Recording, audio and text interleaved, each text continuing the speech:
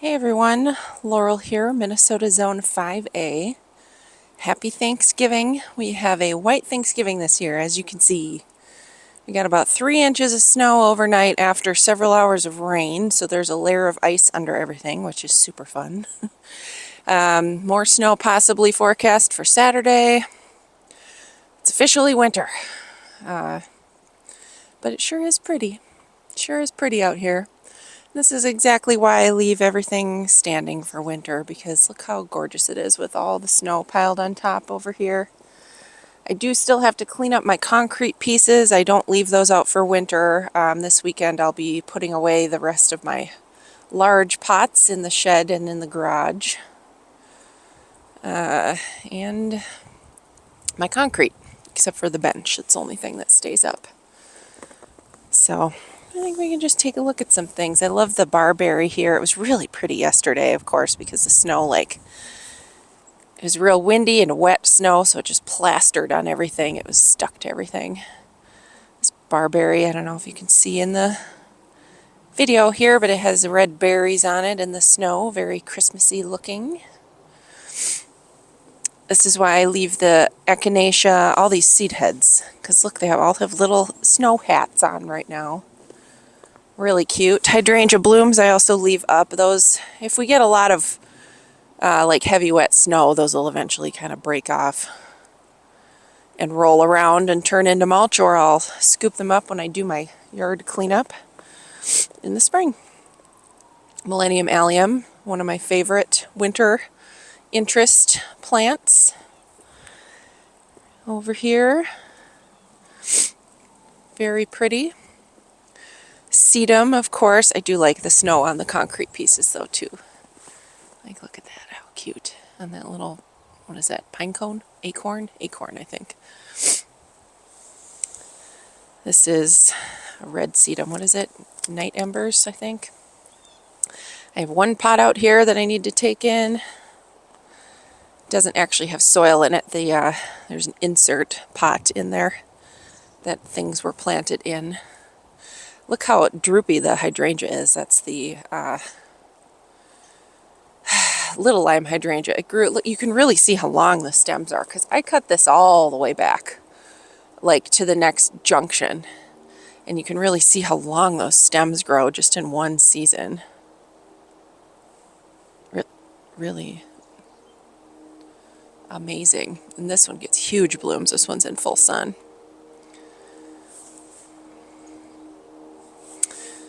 And the Troutman juniper over here with its blueberries. There's a noisy airplane overhead. Oh, there's Mama Cat hunting moles. Hey,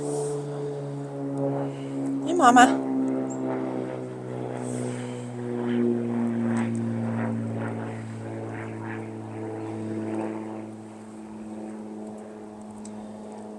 You catch those moles for me. Catch them and get rid of them, please. Boy, she put on a lot of fluff for winter. That's good.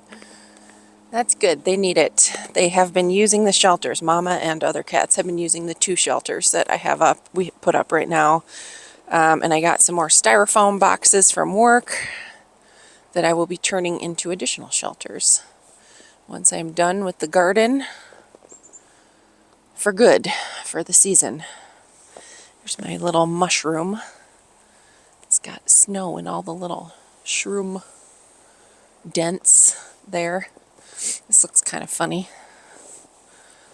These little things covered in those baskets covered in snow. But I'm glad. We needed some moisture. I think it's sunny today. I'm hoping that some of this melts a little bit and kind of melts into the ground and the soil, because it has just been bone dry.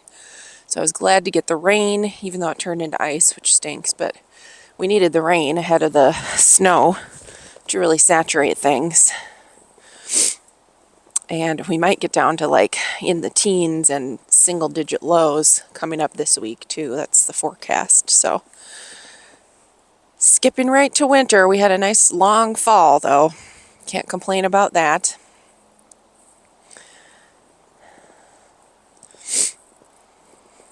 Yes, the snow is beautiful.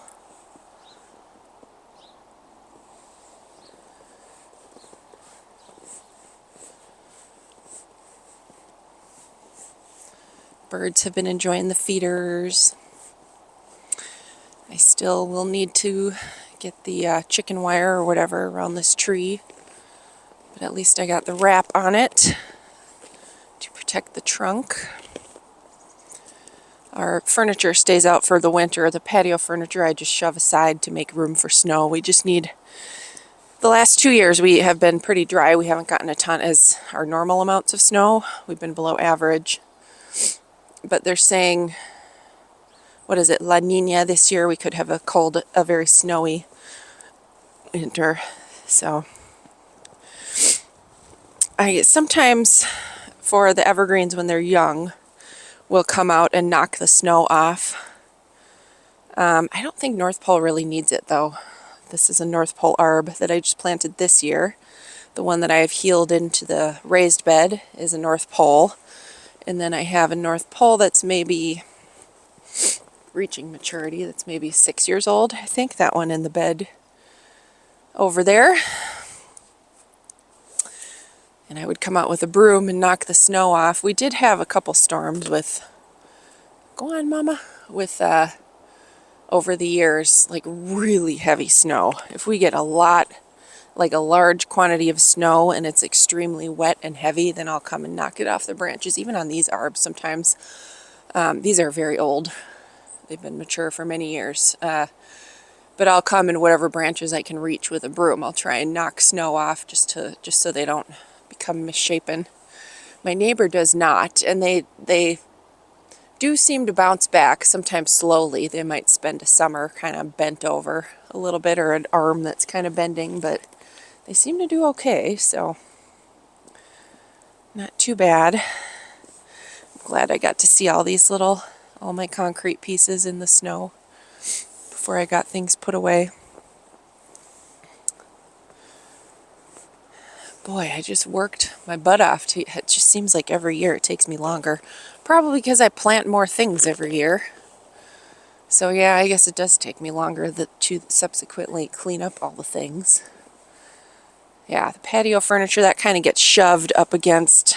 I'll use it to shield the cat shelters this year too a little bit. Keep snow out of the inside of those as much as we can. But that kind of gets shoved up once these pots are all all put away. I shove everything up against the shed there, all the furniture, and then we can use our whole patio to pile snow for the winter and into the yard, because there's not much space on the other side. We're close to the neighbors, so we can blow it kind of into their backyard at an angle and then into our backyard as well. Honeysuckle, I don't know if I'll get to clean up the leaves as I had intended. If it didn't get dark at like 4 p.m. I could do a lot more after work, but man, it's depressing when the time changes. You're just living in the dark all the time. I think everything is now hosta leaves. I don't know. It's hard to say for December what it will bring. So I didn't get to clean up the hosta leaves. It's possible I could if we get a little warm up and things melt and we don't get more snow. Or maybe I won't and I'll just clean them up in the spring. It's like March time is when I am like just desperate for anything to do in the garden. I'm so sick of winter, and anything I can do out here I just want to get out here. So yeah, look at all my pots I still have to store. It goes pretty quick though. And I've got, the big huge ones, like the square that's full, and these larger, thicker glazed containers. Those are like the bottom layer. Those stay on the ground. And then I have these terracotta ones. They're not light, but they're light enough with soil in them I can still heft them up and stack them double high. Then I have some plastic ones or resin ones as well that I can, so they get stacked 2 or 3 high with the soil inside. And they just kind of freeze together and they do great. It's much more insulated in the garage, of course, even though it is unheated and detached garage. Works pretty well. We still have, I'm curious, we'll see what the smoke bush tree does next year. If it has wilt, we may have to get help trimming it really hard, some of the big branches, and see what happens. I hope I don't lose it if it has verticillium wilt. And this is a beautiful texture on the Russian sage over here. I love seeing this sticking up from the snow. Same thing with the sedum blooms. These have large flowers here, the sedum. Nice discs to catch the snow. And now I have this lavender. I hope that survives. We'll see. It's supposed to be hardy to zone 5. Although we have a much, I think, wetter climate than lavender typically likes. These boxwoods always do great. They get covered in snow, even crushed down and everything, split open because we have to snow blow. Like I said, you know, there's not a whole lot of places to put snow around here. So we just kind of have to blow it to the side, into the yard, into the garden, and I think that helps keep them from it prevents winter burn on them. And they always pop back up. I maybe have to trim some branches, but not many thus far. So I'm lucky the previous owner put in a lot of evergreens up here, so I do have mature evergreen interest already built in, and I have planted everything else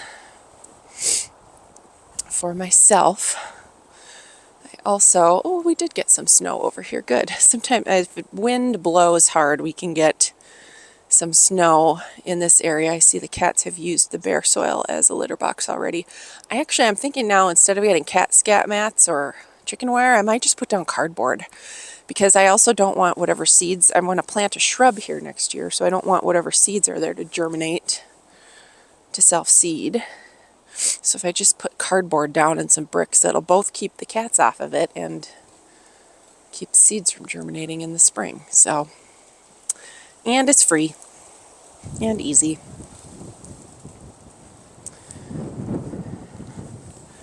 Yeah, the street. I'm really hoping the sun is out enough today to melt some of the ice on the streets.